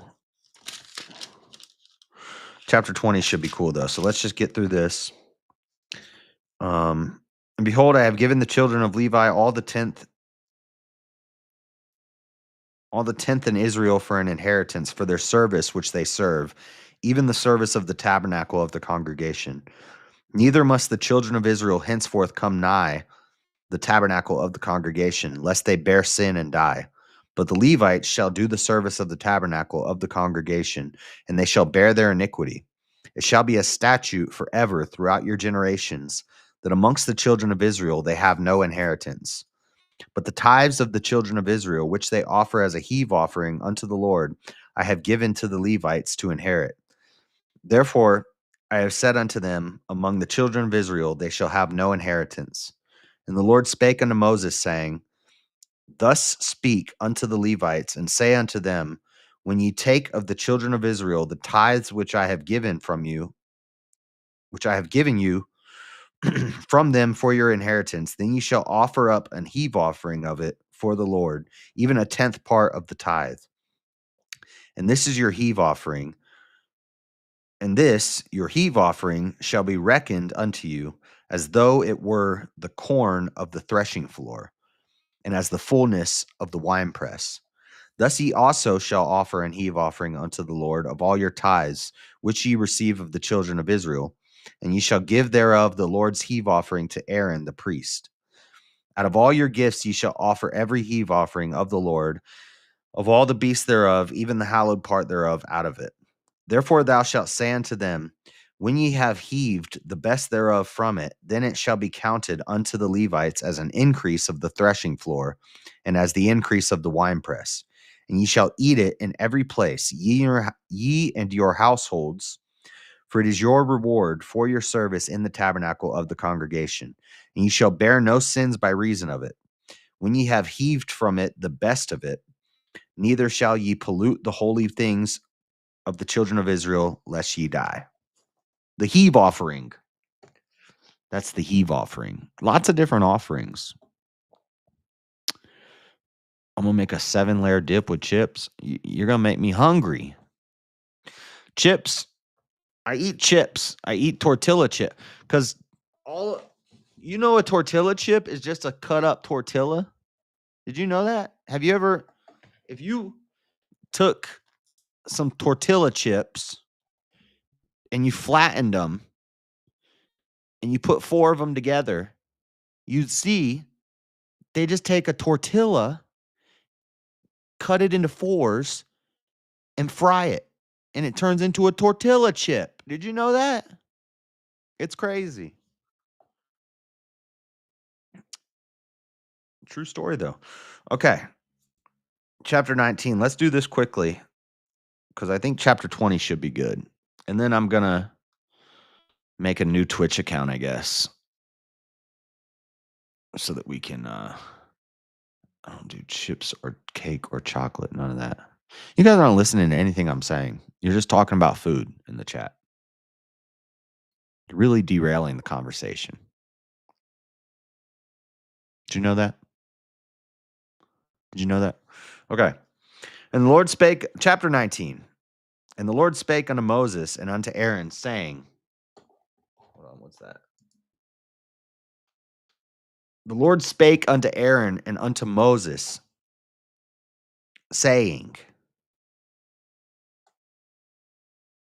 this is the ordinance of the law which the Lord hath commanded, saying, speak unto the children of Israel that they bring thee a red heifer without spot, wherein is no blemish, and upon which never came yoke.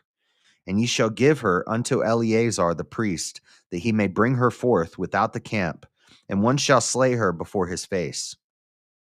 And Eleazar the priest shall take her blood with his finger and sprinkle of her blood directly before the tabernacle of the congregation 7 times. And one shall burn the heifer in his sight, her skin and her flesh and her blood, with her dung shall he burn. And the priest shall take cedar wood and hyssop and scarlet and cast it into the midst of the burning of the heifer. Is this the red heifer?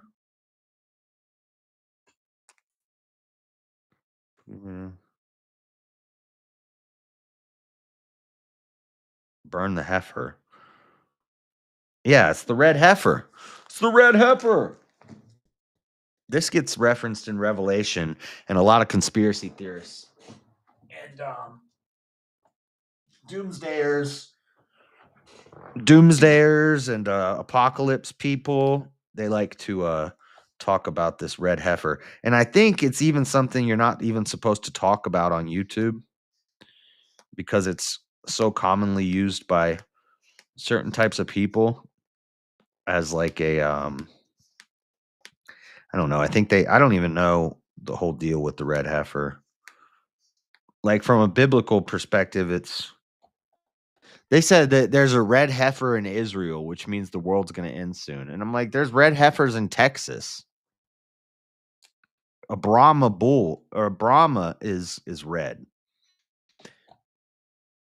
There's red heifers all over the place. That they bring a red heifer without spot, wherein is no blemish, and upon which never came yoke. The red heifer.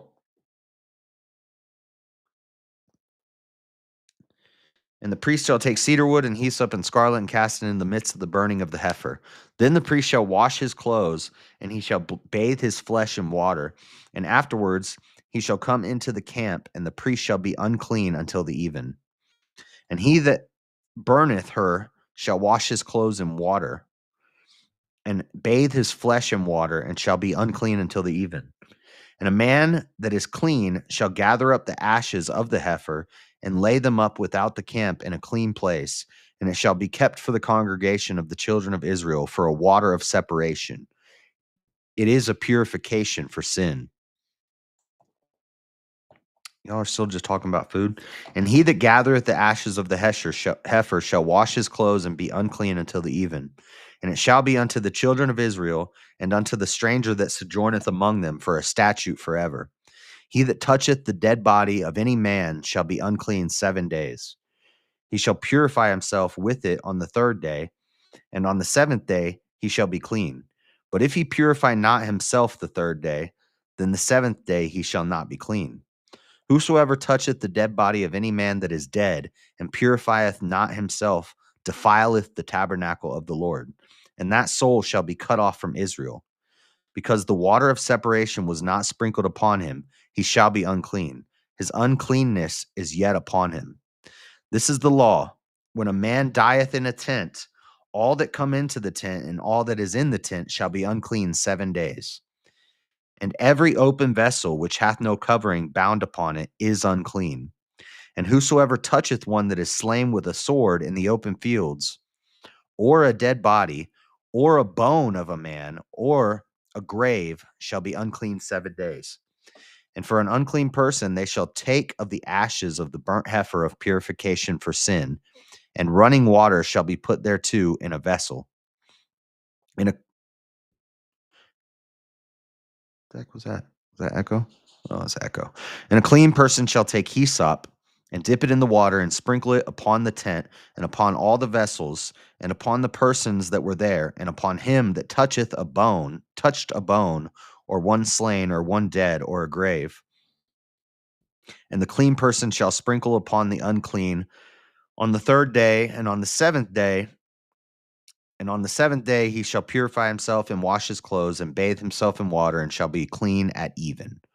But the man that shall be unclean and shall not purify himself, that soul shall be cut off from among the congregation, because he hath defiled the sanctuary of the Lord. The water of separation hath not been sprinkled upon him. He is unclean. And it shall be a perpetual statute unto them, that he that sprinkleth the water of separation shall wash his clothes, and he that toucheth the water of separation shall be unclean until even. Do I have the Cash App thing on? My bad. I don't like to have that on while I'm doing this. Okay, there we go. Oh my goodness. Every time I look at the chat, you're just talking about food. And whatsoever separation shall be unclean until even. And whatsoever the unclean person toucheth shall be unclean, and the soul that toucheth it shall be unclean until even. Chapter 20. Then, okay, so this is the water from the rock. This will be the last chapter we do today. Let me take a break real quick. We're moving quickly. I do need to shave my neck before tonight. Let me look at something real quick. Twitch.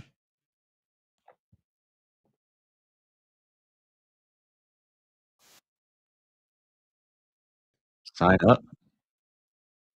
Oh, sorry. Can you guys hear that? Join Twitch today. It wants my phone number.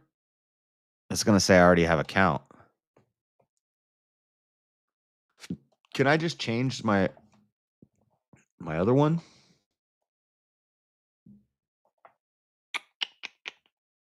Wonder if I could just change my other one.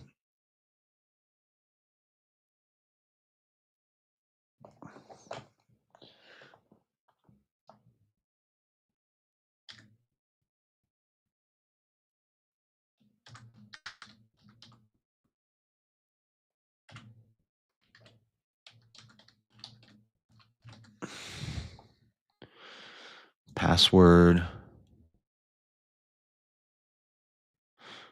See, what could I just use this one? No, I'm gonna start a new one.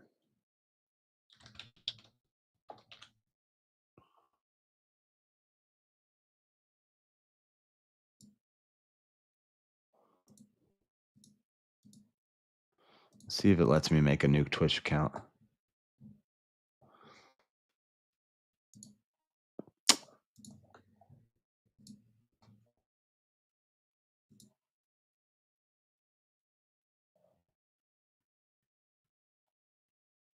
This phone number is linked to another account. Enable additional account creation in the settings page of that account. Click here for more details. Okay, hold on.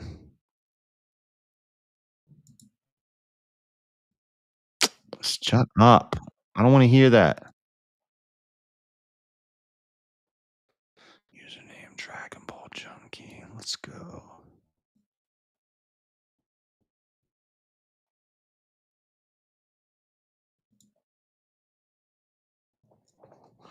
Hold on one second. We're a little ahead of schedule, so I want to get all this stuff set up before tonight.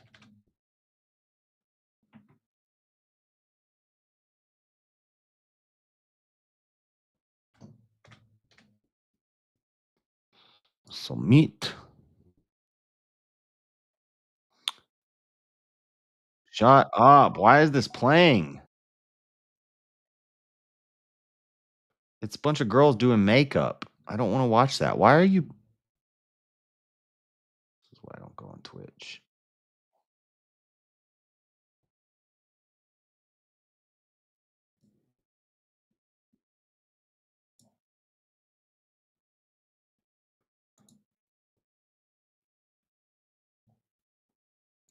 Nice. Make sure you enable. Okay. Following, browse. More options. Where's settings? How do I get the settings on Twitch?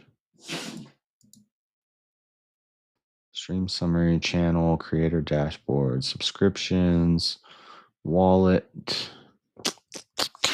settings.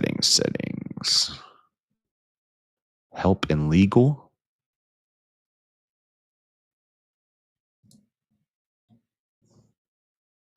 Show me report channel, schedule, home, about.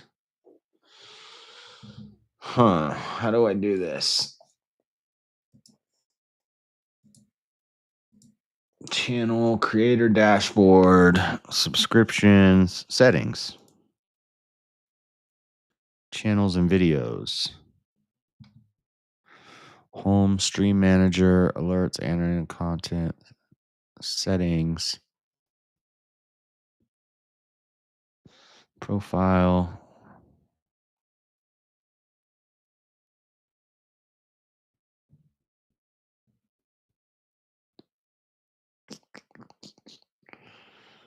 Moderation, streamer server affiliate, viewer rewards, stream together.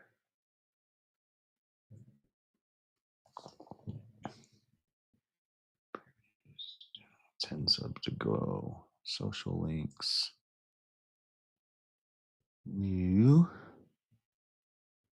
Brand schedule, featured content. Does anybody know how I set this up so that I can have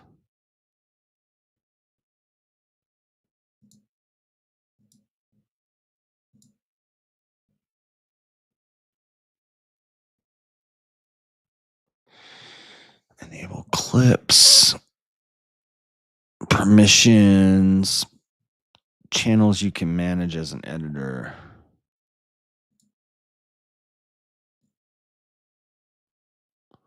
Raids, permissions, clip builder, always publish, VOD settings, stream preferences, channel,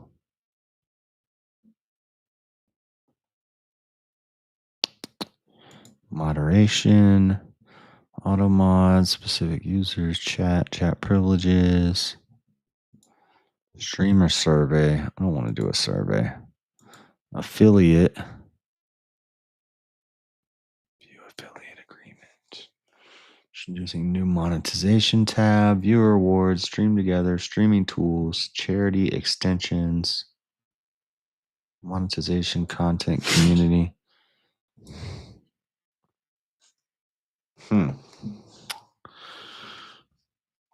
Your last stream hit a record 3 concurrent viewers. That was not a record. My record was like, I had like 28 people watching one time. Challenger community.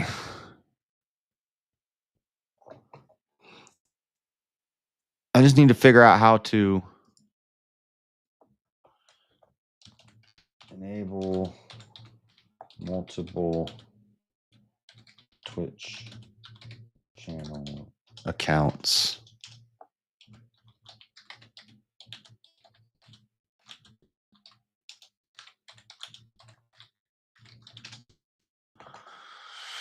Go to Twitch TV, settings, security. Click add a number. Choose your area code. Enter your phone number. Click save. Confirm. Expect to receive. Re-enable. To enable a multiple Twitch account.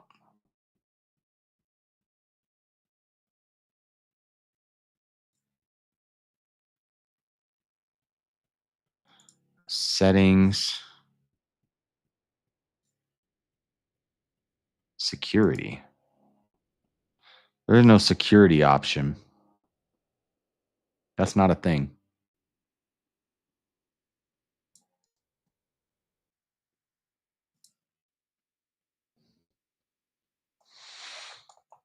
Security is not an option.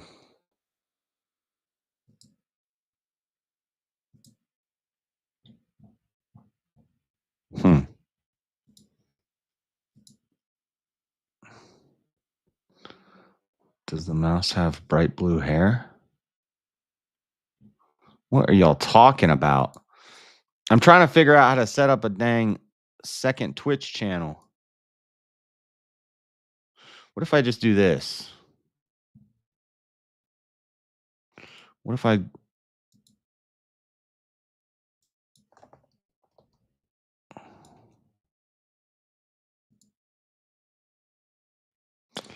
know I have another one. Nah, hold on. Sign up.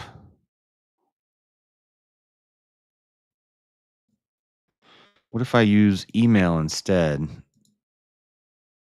But then I'm going to have to remember the email.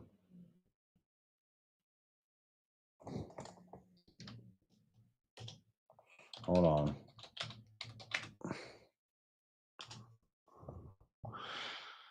Birthday. Let's try. What email is connected to this account? Let me think. I have a handful of emails.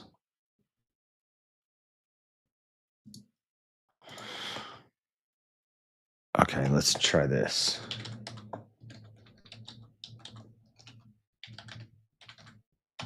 This is the same problem I have with my Discord, though.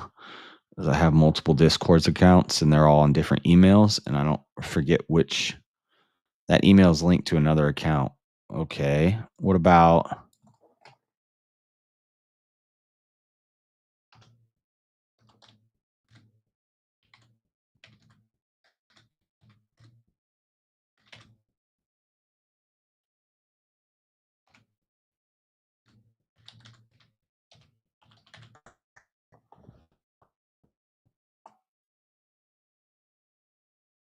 I don't want to do that.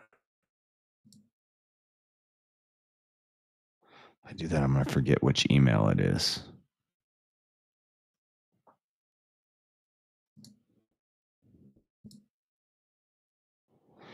Yeah, that worked. Now I have to go to Gmail.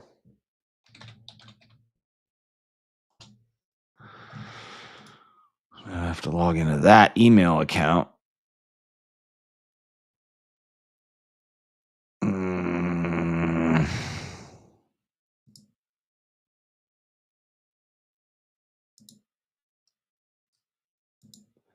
Add an account.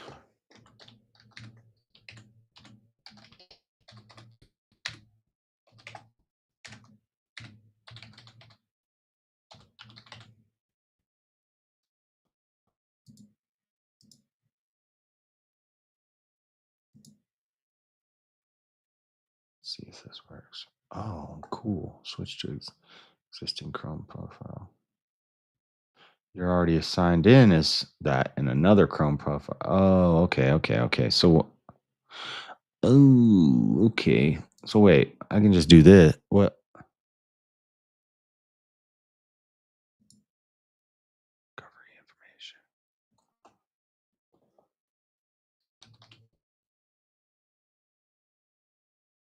Verify your phone number and email.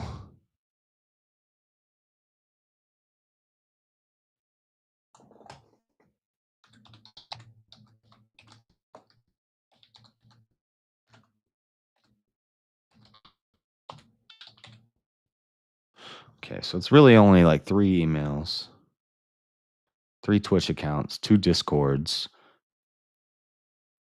3 YouTube accounts. You're signed in. Okay. Now let me read my mail.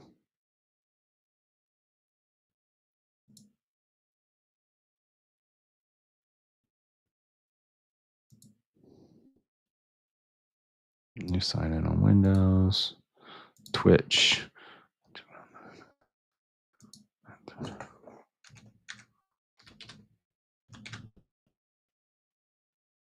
Okay. All right. You do not have permission to access this page.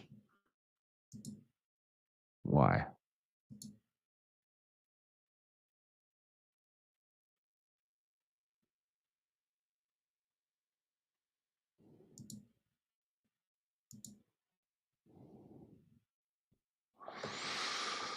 Hmm. One moment, guys. I'm setting up a Twitch.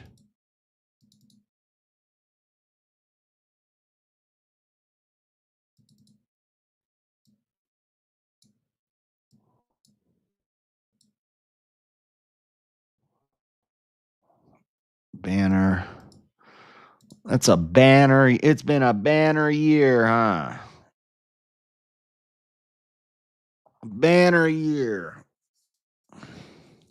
Can I use this as my banner? A protest picture? Oh, it's not going to work.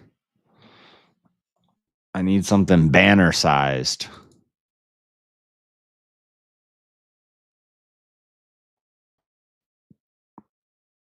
Whatever, that'll work for now. Username, display name. I want capital letters.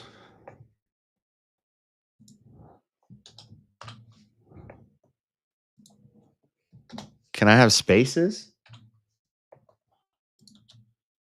Oh, nice. I can't update my username for 2 months.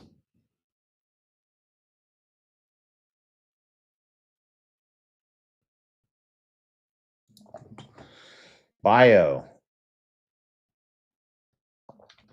Politics. News. Theology. Philosophy. Debate.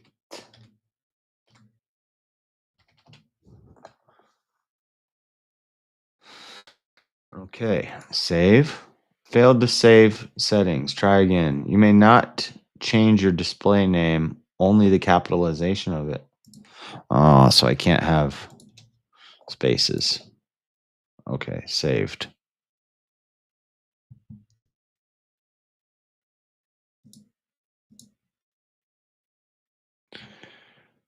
Enable this setting. The dreaded conservative is offline. Okay, we have a Twitch channel now. My banner picture looks like garbage. We need something better.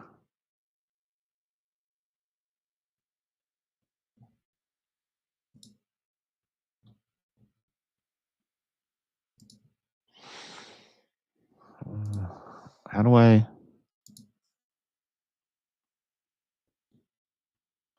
change this banner again? Customize your channel. Edit. Bio, social links. Brand. Twitch default. Choose an accent color to highlight. Blah, blah, blah, blah.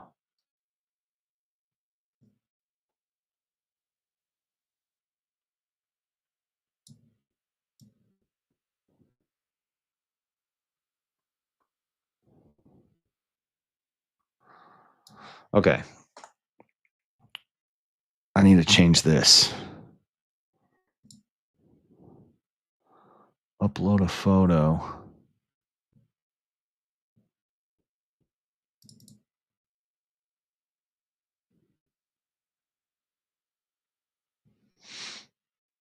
Generate background.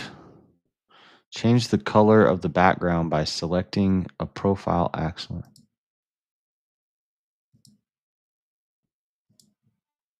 Save. Save.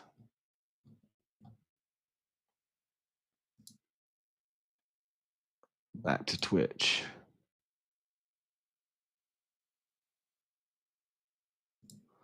Let's figure out what you're into. Just chatting. Politics.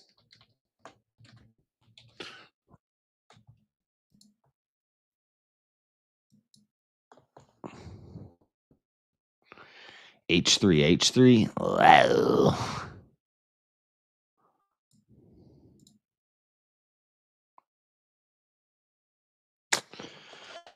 Where's what's his name? Antifa GmbH 2K followers. Should we follow the Antifa page on Twitch? Sorry, this is not Bible related stuff.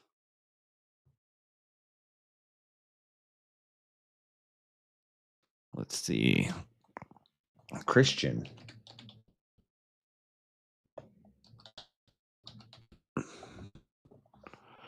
Nothing. Nothing. Of course, there's nothing about that on Christian Bishop. Yeah, we'll do all this later.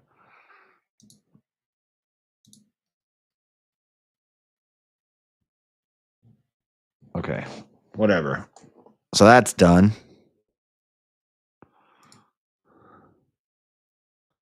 Now I need to log out of my other.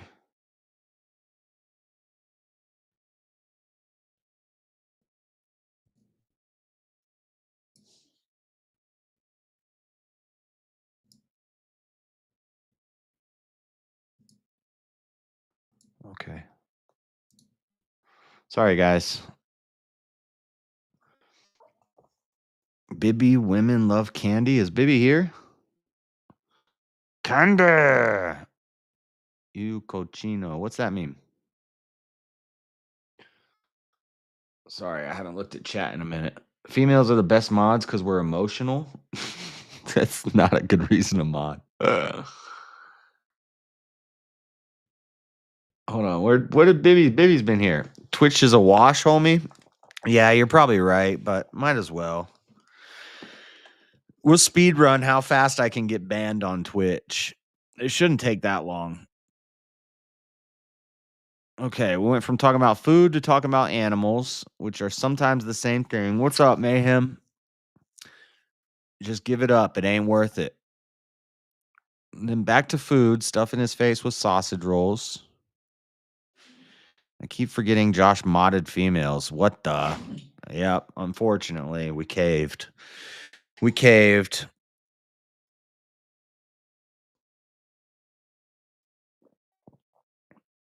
Females are the best mods because we're emotional. How is Mexico? Hope ice wasn't too rough. Well,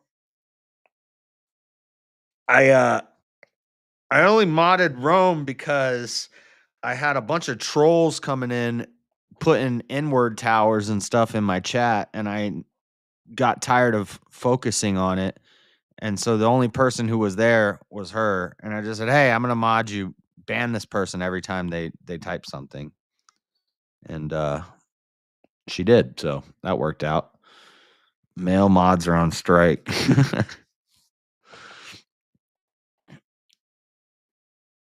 Amanda's on strike, better pay from our boss, Josh, so he hired a bunch of ribs to work mod duty for half the price.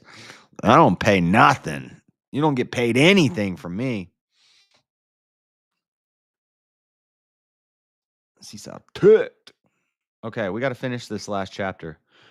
I got it figured out though. So tonight, when we go on VK, I'm gonna stream on YouTube from OBS, and then I'm gonna stream on Facebook, Twitch, and Rumble from Rumble Studio because I don't like the watermark on YouTube. This watermark up here, I'm not digging it. I don't like it. I also think the virtual camera, the picture's not as clear as if I just go straight through. Does it look more blurry than normal today? That's because I'm using the virtual camera from OBS instead of.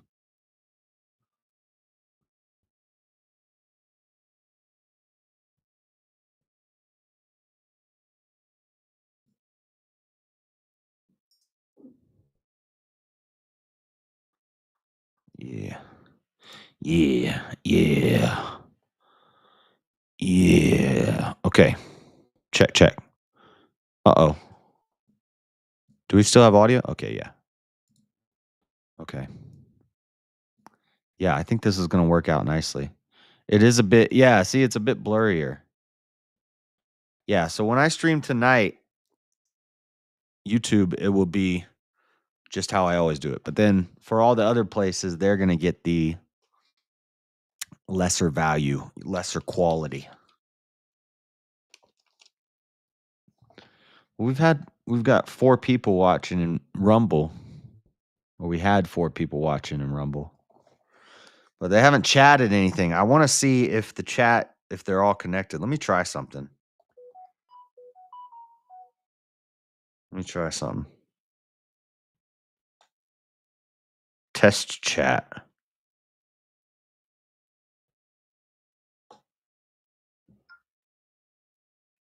Now I wanna see if that shows up.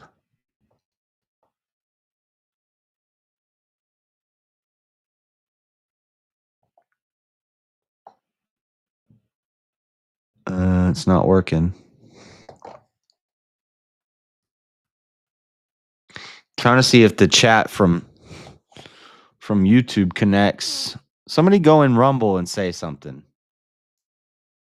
Here, I'll do it. Let me try. I have 2 Rumble accounts, so I could. Let me just see if I can do it myself. Oh, the fight card tomorrow is gonna be lit.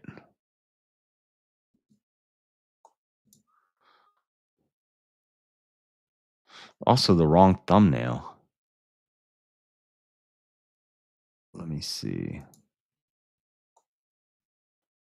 There's ads playing like a mug over here on Rumble. Okay. Test chat. Oh, John Barrett guy. Oh, there they are. Oh, there are people in here. Okay, yeah. Nice. So it shows me all of them here. Dan Bongino told Rumble adios amigos. Did he really? He left Rumble?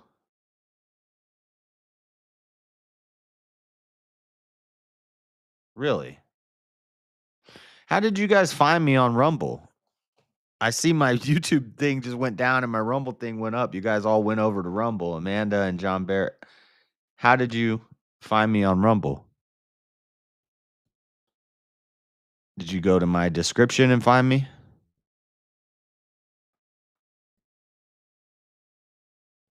Why would Dan Bongino leave Rumble? All right, we got to finish this last chapter. Chapter 20.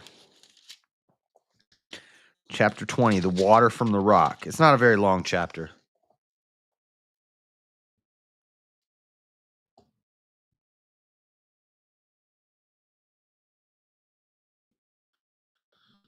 Well, you know, working with Trump and the FBI. Oh yeah, that's true. He is in the FBI now.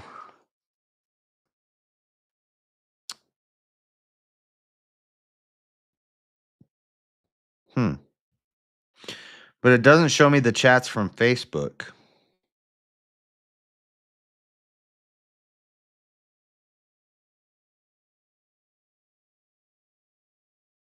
That's weird.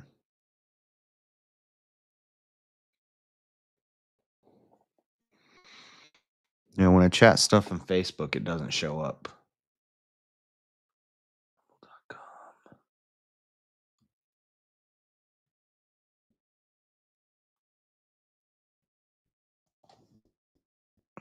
Huh.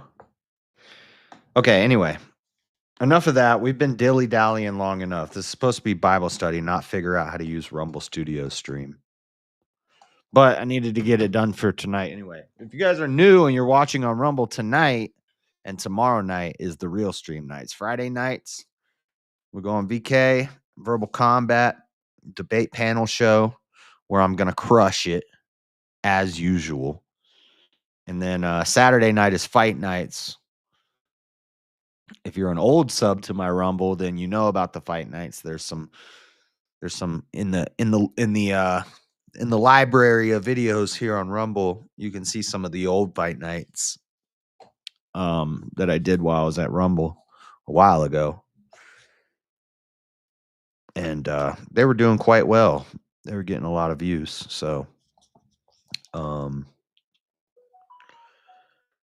So it's going to be nice to be back on Rumble with the fight nights tomorrow night. Big fight card tomorrow night. Lots of good fights. It's going to be UFC 313. Ankh Nurmagomedov versus Pereira. I got Pereira all day. I think Pereira is going to drop this fool.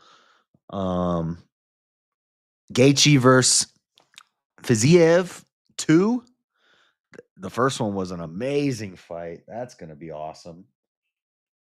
Jalen Turner. I forget who he's fighting. Jalen Turner. That's going to be a good fight. Is Bobby Green fighting? King Green? Is King Green fighting? Anyway, let's finish this last chapter and then I got to go to bed. Chapter 20. Then came the children of Israel, even the whole congregation, into the desert of Zin. Echo.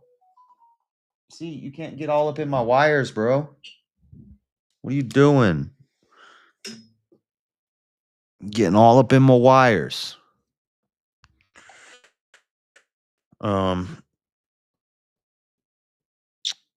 came up the children of Israel, even the whole congregation, into the desert of Zin in the first month, and the people abode in Kadesh.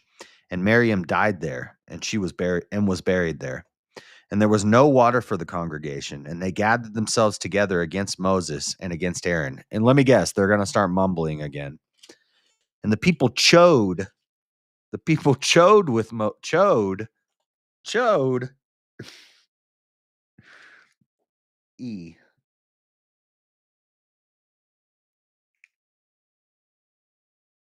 Chode. The people chode with Moses. I think it means they spoke with Moses. Echo wants some love. I know he's pulling my wires out, though. I just brushed him and fed him and walked him. He needs to chill out. Look, just because I talk to you doesn't mean come back. Butt scratch. Butt scratch. Yeah, you want butt scratch. Okay. The people chode with Moses and spake, saying, Would God that we had died when our brethren died before the Lord. And why have you brought up the congregation of the Lord into this wilderness, that we and our cattle should die there? And wherefore have you made us to come up out of Egypt to bring us into this unto this evil place. It is no place of seed or of figs or of vines or of pomegranates, neither is there any water to drink. Well, you had your chance to go into the land of milk and honey, but you were scared and you listened to the 10 bad spies. Joshua and Caleb said, let's go. Let's take out these Amalekites. We got this. And you listen to the ones who said, oh, we're not going to make it. They have walls and giants. You got scared. So now you're going to wander for 40 years. And Moses and Aaron went from the presence of the assembly unto the door of the tabernacle of the congregation, and they fell upon their faces, and the glory of the Lord appeared unto them. And the Lord spake unto Moses, saying, take the rod, and gather thou the assembly together, thou and Aaron thy brother, and speak ye unto the rock before their eyes, and it shall give forth his water, and thou shalt bring forth to them water out of the rock. So thou shalt give the congregation and their beasts drink. And Moses took the rod from before the Lord as he commanded him. Didn't this happen already? See, some of this stuff is not in chronological order. So, like Exodus talks about this. So I think it's like a reiteration or like another telling of the same story that happened in Exodus, but I'm not sure. That maybe it happened twice. And Moses and Aaron gathered the congregation together before the rock, and he said unto them, hear now, ye rebels, must we fetch you water out of this rock? We got to get you water out of a rock for you to believe in God and stop mumbling. And Moses lifted up his hand, and with his rod he smote the rock twice, and the water came out abundantly. And the congregation drank, and their beasts also. And the Lord spake unto Moses and Aaron, because ye believed me not, to sanctify me in the eyes of the children of Israel, therefore ye shall not bring this congregation into the land which I have given them. Oh, and that's when Moses and Aaron get told that they're not going to get into the promised land either. Nobody's getting in except for the children. This is the water of Meribah, because the children of Israel strove with the Lord, and he was sanctified in them. They didn't trust. God had to do another miracle. He had to give them water. They didn't trust him. And Moses sent messengers from Kadesh unto the king of Edom. Thus saith thy brother Israel, thou knowest all the travail that hath befallen us, how our fathers went down into Egypt, and we have dwelt in Egypt a long time, and the Egyptians vexed us and our fathers. And when we cried unto the Lord, he heard our voice and sent an angel, and hath brought us forth out of Egypt. And behold, we are in Kadesh, a city in the uttermost of thy border. Let us pass, I pray thee, through thy country. We will not pass through the fields or through the vineyards, neither will we drink of the water of the wells. We will go by the king's highway. We will not turn to the right hand nor to the left until we have passed thy borders. And Edom said unto him, thou shalt not pass by me, lest I come out against thee with the sword. So they're saying, can we cut through your city, Mr. Edomite? He says, no, not unless you want to get chopped up. And the children of Israel said unto him, we will go by the highway. And if I and my cattle drink of thy water, then I will pay for it. I will only, without doing anything else, go through on my feet. And he said, thou shalt not go through. And Edom came out against him with much people and with a strong hand. Thus Edom refused to give Israel passage through his border, wherefore Israel turned away from him. And the children of Israel, even the whole congregation, journeyed from Kadesh and came unto Mount Hor. So see, the promised land is not super far away. If they could just cut through Edom, if we could just cut right through there. But if they weren't so disobedient to God, they probably would have made the journey in a couple days. But instead, since they're always murmuring and they're always complaining and they're hard-headed and they're always turning away from God, which is typical throughout the Old Testament with Israel, he makes them wander for 40 years so that all the living soldiers who he said are never going to get into the promised land die off, and their carcasses waste away in the wilderness. And their children will get in 40 years. And the children of Israel, even the whole congregation, journeyed from Kadesh and came unto Mount Hor. And the Lord spoke unto Moses and Aaron in Mount Hor by the coast of the land of Edom, saying, Aaron shall be gathered unto his people, for he shall not enter the land which I have given unto the children of Israel, because ye rebelled against my word at the water of Meribah. Take Aaron and Eleazar his son, and bring them up unto Mount Hor, and strip Aaron of his garments, and put them upon Eleazar his son. And Aaron shall be gathered unto his people, and shall die there. And Moses did as the Lord commanded, and they went up into Mount Hor in the sight of all the congregation. You think Aaron could have just said, I don't want to. I don't want to do that. I want to do what I want to do. I don't want to go up on the mountain and die and be stripped of my garments and be killed on the mountain. I don't want to do that. I'm going to go over there and hang out with the Edomites. Nope. Why? Because God commanded it. He went up into Mount Hor in the sight of the congregation, and Moses stripped Aaron of his garments and put them upon Eleazar his son. And Aaron died there in the top of the mount. And Moses and Eleazar came down from the mount. God told him, take Aaron up there, take his garments off, his priest garments that we read about in the beginning of Leviticus, put them on Eleazar his son, and Aaron's going to die at the top of that mountain. Now, do you think Aaron could have just, I don't know, chosen not to go up onto the mountain? Could he have chosen to turn and walk the other way? No, there was no other way. And when all the congregation saw that Aaron was dead, they mourned for Aaron 30 days, even all the house of Israel. Dang. So Aaron didn't make it. Aaron wasn't even like that bad of a guy. Really, Moses ain't going to make it either.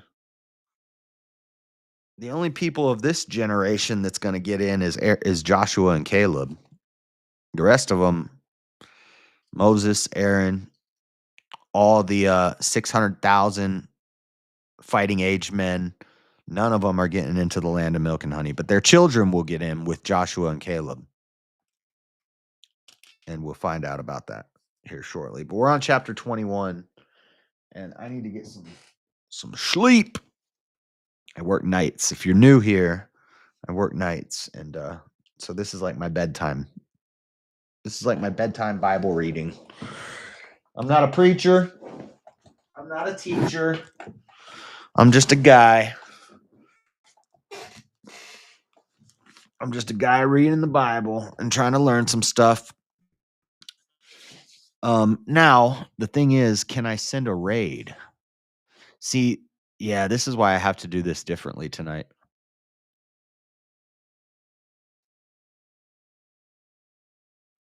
Because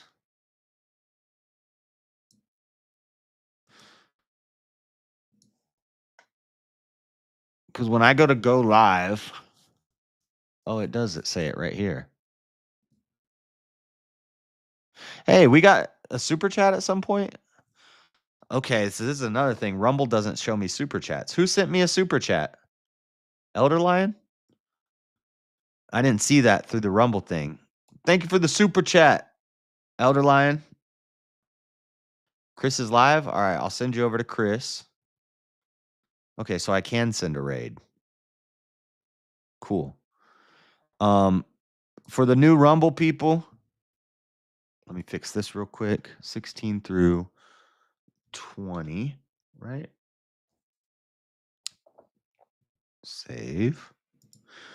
For anybody who's new here, who's watching on Rumble, tonight we're doing a debate panel show called Verbal Combat on a YouTube channel called Speakeasy, or it's called Escape with Speakeasy, but you could just type Speakeasy and you'll find it. And there's a $550 prize on the line, and that money would be real nice right about now. That money sounds real nice. So tonight, Friday nights, we usually go on there, participate in that debate, game show, panel show, elimination type, blood sports debate thing with a cash prize. Try to win that. And then after that's over, then I do panels on Discord. And now I got this Rumble thing, this Rumble studio. I can do panels on here. So that's kind of cool. So we might try that out tonight. That's what we might do. And also what I think I'm going to do, you know how like Andrew and Easy do like Easy does like the panel purges and Andrew does the TikTok invasions. I'm going to do VR takeovers, VR chat takeovers. I'm going to go in VR chat and try to wake up some of these kids. A lot of kids in VR chat though. That's the thing. It's kind of weird cuz there's a lot of there's no age checks in VR chat, but there's no age checks on YouTube either. So TikTok's the only one that says you got to be 18, which is weird cuz they talk like the most childish on TikTok. Like TikTok, everybody talks like they're a 3-year-old. Uh but you got to be 18 to use the lives, but I'm going to do VR chat takeovers. We're going to run up in VR chat, mess with some. I always find him by typing verbal combat. Yeah, if you type in, I just type in speakeasy with a Z. But so that's the plan for tonight, same as every Friday night. Tomorrow night is fight night. Saturday nights are fight night, open panel, uh fight commentary. We'll watch the fight. I can't show the fights on the stream because the feds is watching. But I do live fight commentary while we watch the fights, and then we have a panel, we hang out, and it usually turns into a bunch of trash talk and mess, but that's the plan, guys. Let me set up the raid, send you over to Chris's channel.